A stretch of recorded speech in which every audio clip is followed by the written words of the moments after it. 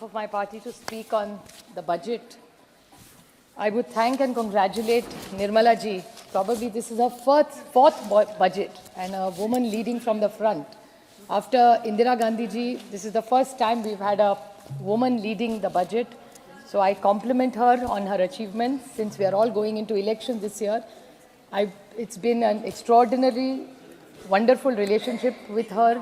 We have many disagreements on the budget, but she's been very kind and indulgent to all of us when she has spoken and replied to many of our questions. So I compliment Nirmala ji for all the efforts that she had done, right or wrong, but she has done something. So I compliment her for the good and a few suggestions for improvement in the larger interest of the nation. Sir, there are 4 engines to growth. One is private consumption, second is private investment, exports and government expenditure. Unfortunately, in the way this government has worked, the entire focus is on government expenditure. I will come back to that point, but I would like to highlight a few points that this government is harping about in this. एक आप कहते हैं कि आपकी 4 जातियां हैं, किसान, महिला, गरीब और युवा. तो एक का संक्षेप में मैं आपको पूछना चाहती हूँ कुछ सवाल कि आप कहते हैं कि ये किसानों की सरकार है, तो किसान का सबसे ज़्यादा नुकसान सर आप और मेरे निर्वाचन क्षेत्र से में सीमित है, वो है प्याज का. आपके यहाँ भी प्याज की दिक्कत है, मेरे यहाँ भी है. ये पहली सरकार है इस देश के इतिहास में जिसने एक्सपोर्ट पे बैन लाया है. किसान के प्रोडक्ट पे इनको पाकिस्तान का किसान को 2 पैसा ज़्यादा मिले चलता है, लेकिन उनको भारत के किसान को 2 पैसा नहीं देना है. और बाहर से लाएंगे प्याज, लेकिन यहाँ से बाहर नहीं जाने देंगे. क्या इनका कौन से किसान के लिए इनका प्यार उबल रहा है, मुझे समझ में नहीं आ रहा है सर. और ये फिर 10 बार हमने कॉमर्स मिनिस्ट्री को पूछा है, विनती की है. यहाँ आज भारती ताई नहीं है, शायद वो भी खुद गई है, लेकिन महाराष्ट्र के बाकी के कोई सांसद ने एक बार भी उन्होंने रिक्वेस्ट नहीं किया. और महाराष्ट्र सरकार, पता नहीं आप ही की सरकार है सर, आपको थोड़ा सा इन्फ्लुएंस लगाइए आपका. और ये जो प्याज का जो किया है गड़बड़ इस सरकार ने, तो वो बोलिए कि एक्सपोर्ट खोल दे. और ये सिर्फ प्याज का भी नहीं है. अभी ताई आपकी पार्टी की बोल रही थी कि सोयाबीन की क्या दिक्कत है. अच्छा हुआ आपके घर से ही आपको मिला है गिफ्ट. तो वो भी कह रही थी कि आप सोयाबीन को अभी भाव नहीं मिल रहा है. वही दिक्कत है दूध की. दूध का महाराष्ट्र सरकार ने अभी सरप्लस दिया है, लेकिन पैसा नहीं पहुंच रहा है किसानों को. तो ये किसान विरोधी सरकार है ये. और doubling of income of farmers, where is the data? ये कहते जाते हैं we have doubled the income of the farmers, but what is the data to prove it? Yes, this is one of that जुमलेबाजी कि हाँ double करेंगे. आजकल वो कहते भी नहीं है.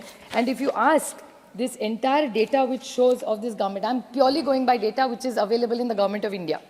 In commodities, if you go by paddy, if you compare UPA and NDA, 10 साल में 138% we have increased the price, while in their 10 years only 60.5.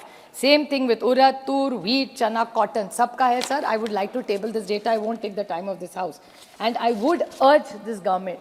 Maharashtra का किसान आज दिक्कत में है. कई जगह पानी भी नहीं है.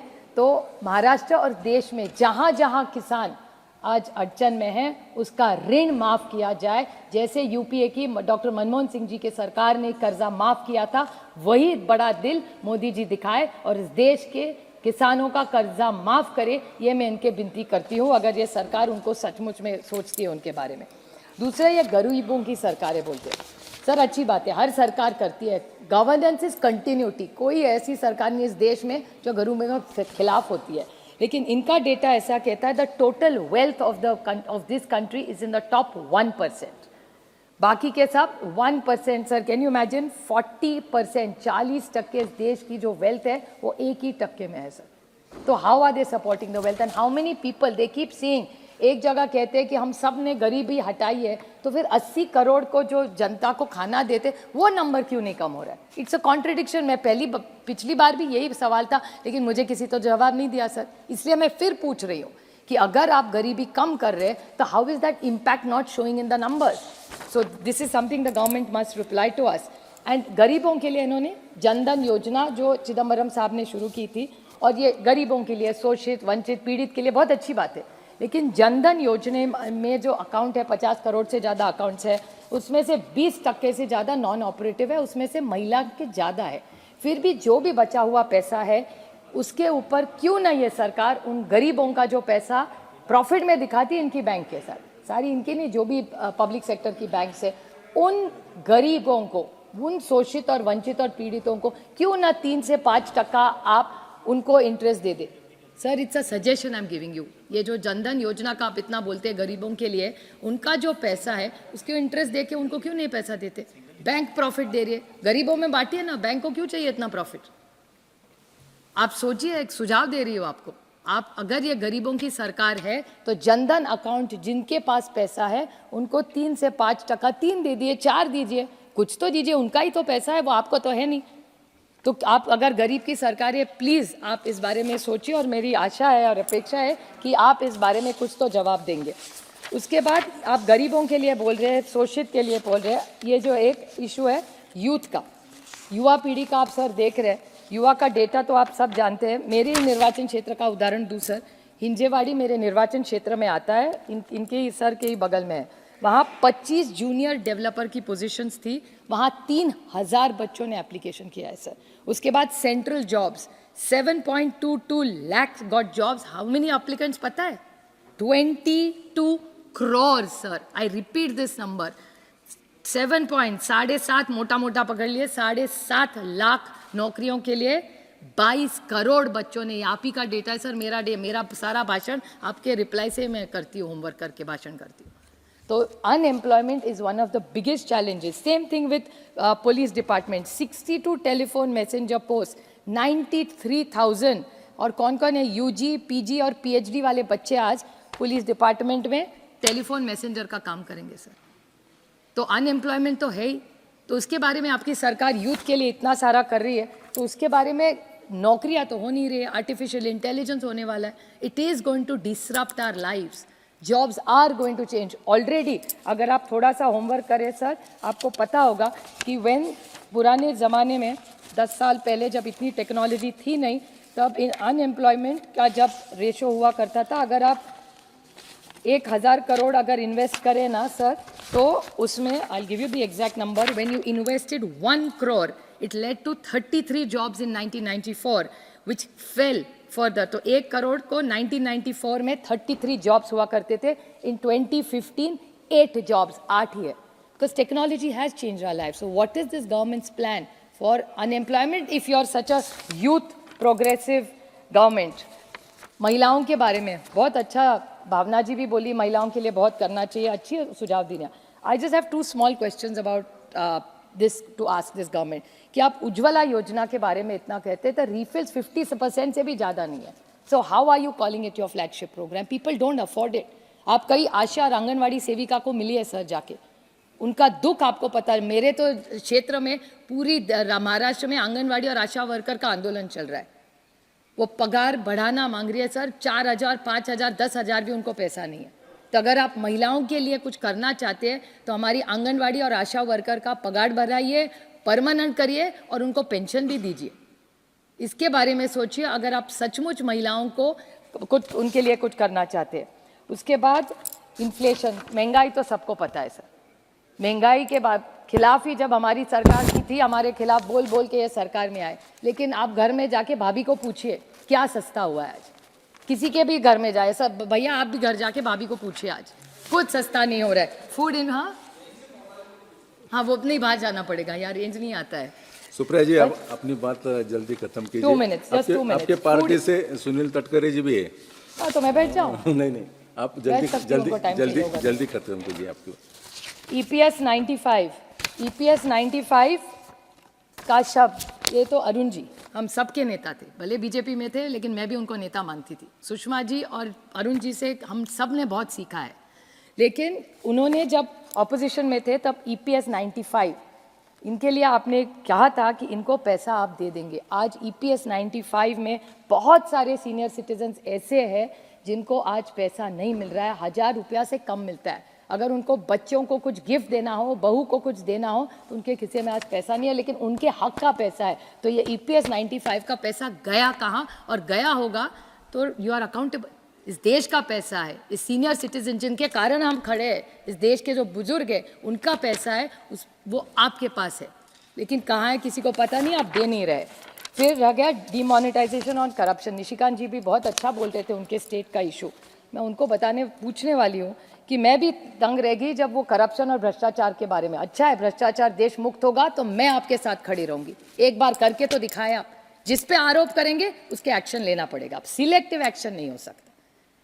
तो ये जब आप करेंगे तब मैं उनको याद दिलाना चाहती थी कि ये जो पेटीएम स्टोरी है सर 2-3 मिनट लूँगी, मैं ख़त्म कर दूँ, मैं बजट पे ही बोल रही हूँ सिर्फ। ये पेटीएम का स्टोरी है, मुझे याद है जब डीमोनेटाइजेशन हुआ था तब डीमोनेटाइजेशन के बाद सबसे ज़्यादा बड़े एड्स किसके आए थे, तो पेटीएम के आए थे।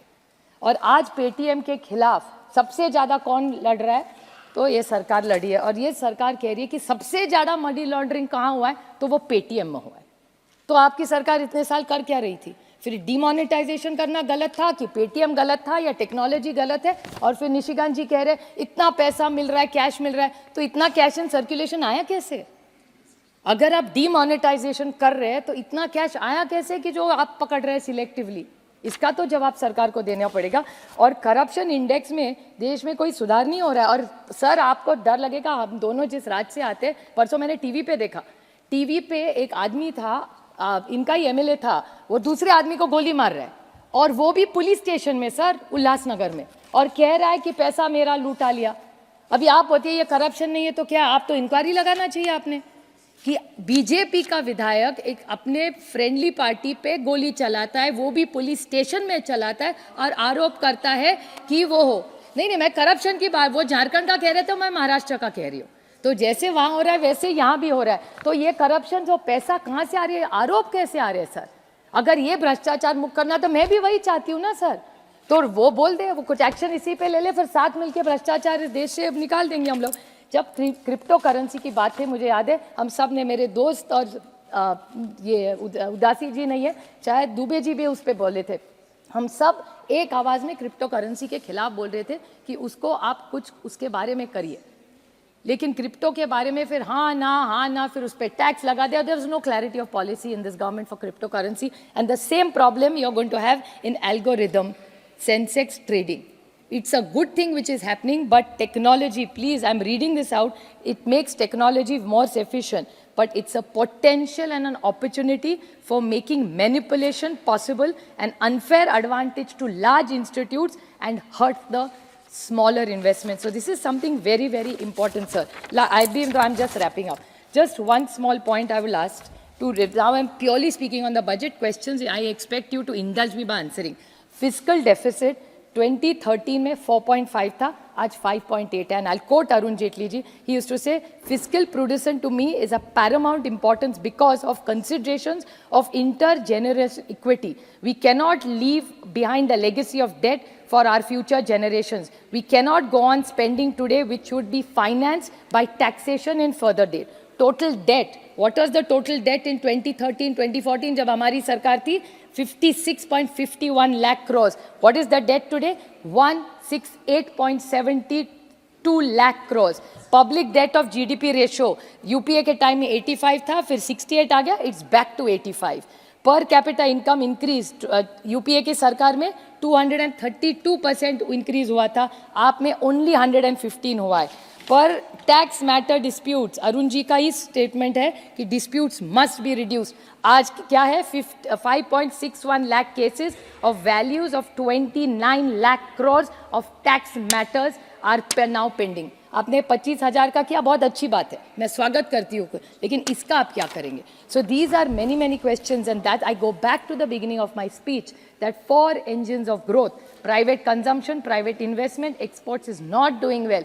उसमें तो हमारा प्याज को भी मार दिया आप, ये सरकार ने एक्सपोर्ट में. So government expenditure, they talk about cooperative federalism. Devolution of tax में 15th Finance Commission has said 41%. आज already अभी सिर्फ 30 और 35. Last literally half a point, not even one. Asking, and the governments are asking for 50%. They are giving 30 to 35, and Finance Commission and confirm 41%. Cess and charges. मैं तो 15 साल से 10 साल से मैं थक गई पूछ के कि ये सेस और चार्जा जाता कहाँ है. जब पहली की सरकार थी, it was 88.16%. Now the gross revenues are 28.08%. तो where is this cess and surcharges going? Some of it, I know, cannot come to government. But my question is, your capital expenditure is ballooning every year. You are only, I'm not against infrastructure. Government is implying that's the only way to push an economy which is slow. But if you want this economy to better, it has to not only be an infrastructure, you have to make sure every vertical is included. The farmer, किसान को हक मिलना चाहिए, उसको पैसा मिलना ही चाहिए, उसकी मेहनत है उसमें, महिलाओं को भी न्याय मिलना चाहिए, गरीबों को भी न्याय मिलना चाहिए. और it is not a inclusive budget. Again I request this government, if you keep in putting money into infrastructure and only into government expenditure, it's not a sustainable model. So please look at a holistic view when you have a budget. Thank you. V. Mehtab ji.